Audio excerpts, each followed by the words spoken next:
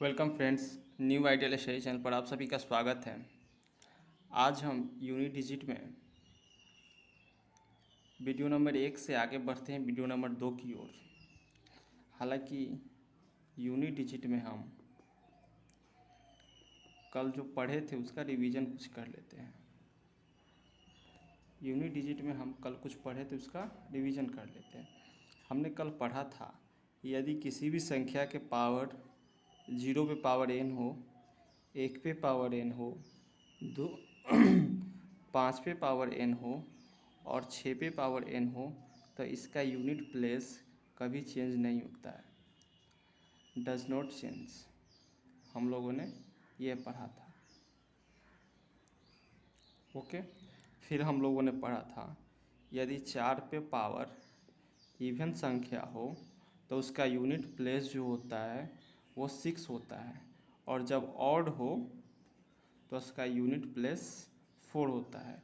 उसी तरह हमने 9 का देखा था कि 9 पे पावर जब हमारा इवन होता है तो उसका यूनिट प्लेस जो होता है वो 1 होता है, और 9 पे पावर जब ऑड होता है तो उसका यूनिट प्लेस जो है वो 9 होता है।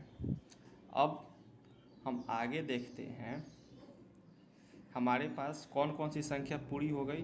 तो हमने 0 का देख लिया, हमने 1 देख लिया, हमने 5 देख लिया, हमने 6 देख लिया, हमने 4 देख लिया और हमने 9 देख लिया। अब कौन कौन सा संख्या बच गया। हमारे पास बचा 2, 3, 7 और 8। यानी कि जब यूनिट प्लेस पर ये संख्याएं हों तो मेरा यूनिट प्लेस क्या होगा, आइए हम इसे देखते हैं। चलिए यूनिट डिजिट में हम आगे देखते हैं। हमारे पास जो संख्या बचा था वो 2 था, 3 था, 7 था और 8 था। तो ये जो इकाई अंक वाली संख्याएं हैं ये साइक्लिसिटी पर चलती हैं। ये जो हैं साइक्लिसिटी पर चलती है। अब साइक्लिसिटी क्या है? तो साइक्लिसिटी ये कहता है कि किसी भी संख्या के घात 4 करने के बाद वो संख्या रिपीट होती है। अब रिपीट कैसे होती है तो आइए देखते हैं। जैसे मान लीजिए कि हमारे पास संख्या है 2 का केस हम लेते हैं। सबसे पहले देखिए, अगर 2 पे पावर 1 करें तो वो 2 होता है, 2 पे पावर 2 करें तो वो 4 होता है, 2 पे पावर हम 3 करते हैं तो वो 8 होता है, 2 पे पावर हम 4 करेंगे तो वो 16 होता है। ठीक, और अगर हम आगे देखें तो यदि हम 2 पे पावर 5 करें तो उसका मान जो है वो 32 आता है, 2 पे पावर 6 करें तो उसका मान जो है 64 आता है, 2 पे पावर 7 करें तो उसका मान जो है 128 आता है, और 2 पे पावर 8 करें तो उसका मान जो है 256 आता है। और अपनी संतुष्टि के लिए हम 2 पे पावर 9 कर लें तो इसका जो मान है फिर से 512 आता है। ठीक, तो यहाँ पर देखिए, जब मैंने 2 पे पावर 1 किया तो मुझे 2 मिला इकाई स्थान पर। जब मैंने 2 पे पावर 2 किया तो इकाई स्थान पे 4 मिलता है। फिर मैंने जब 2 पे पावर 3 किया तो इकाई स्थान पर हमें 8 मिला। जब मैंने 2 पे पावर 4 किया तो इकाई स्थान पर 6 मिला।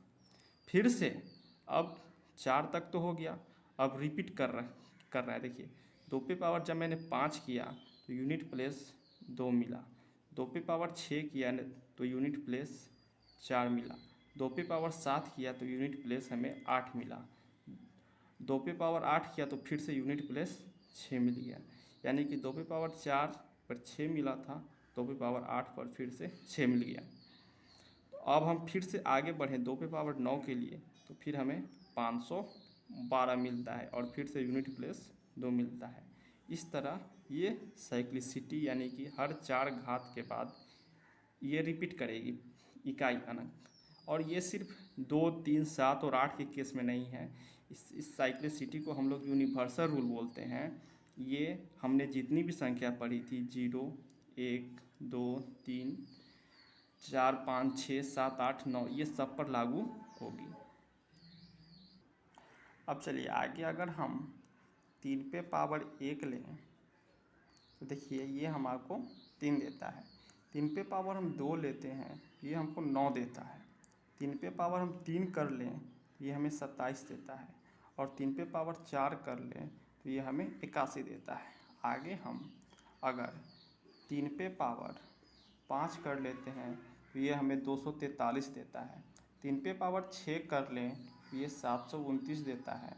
3 पे पावर हम 7 कर लें तो ये हमें 2187 देता है। 3 पे पावर 8 कर ले तो ये हमें 6561 देता है। और 3 पे पावर 9 करने पर पुनः हमें इकाई स्थान पर 3 प्राप्त होता है यानी कि 196 83 आता है। तो देखिए कैसे, यह देखिए यहाँ पर 3 पे पावर 1 मैंने लिया तो यूनिट डिजिट 3 मिला। 3 पे पावर मैंने 2 लिया, यूनिट डिजिट हमको 9 मिल जाता है। 3 पे पावर 3 जैसे ही मैंने किया यूनिट डिजिट हमको 7 मिला। 3 पे पावर 4 किया यूनिट डिजिट 1 मिला। और फिर यह रिपीट क्या हुआ 5 से, देखिए 3 पे पावर 5 लिया तो फिर से 3 पे पावर 1 जैसा यूनिट डिजिट हमें 3 मिल जाता है। 3 पे पावर 6 यानी कि 3 पे पावर 2 देखिए 9 है तो 3 पे पावर 6 हमें 9 मिला। 3 पे पावर 7, 3 पे पावर 3 की तरह यूनिट डिजिट हमें 7 मिल जाता है। 3 पे पावर 8 यूनिट डिजिट 1 मिलता है जो हमें 3 पे पावर 4 में मिला था। फिर ये फिर पुनः रिपीट हो जाता है 8 के बाद। 3 पे पावर 9 पुनः हमें यूनिट डिजिट 3 मिला।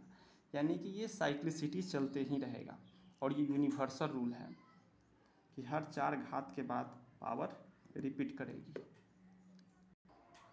आइए अब हम यूनिट डिजिट से संबंधित कुछ प्रश्नों को हल करते हैं। वैसे हमारे पास पहला प्रश्न है कि 512 314 गुने 721 इसका यूनिट डिजिट फाइंड करना है। तो देखिए हमको इसके पहले वाली संख्या से कोई मतलब नहीं रहेगी, हमको यूनिट डिजिट निकालना है ना, तो हम डायरेक्ट लिखेंगे 2 गुना 4 गुना 1। देखिए 4 दूना 8 और 8 एकम 8 तो इसका यूनिट डिजिट हुआ 8, आंसर हुआ हमारा।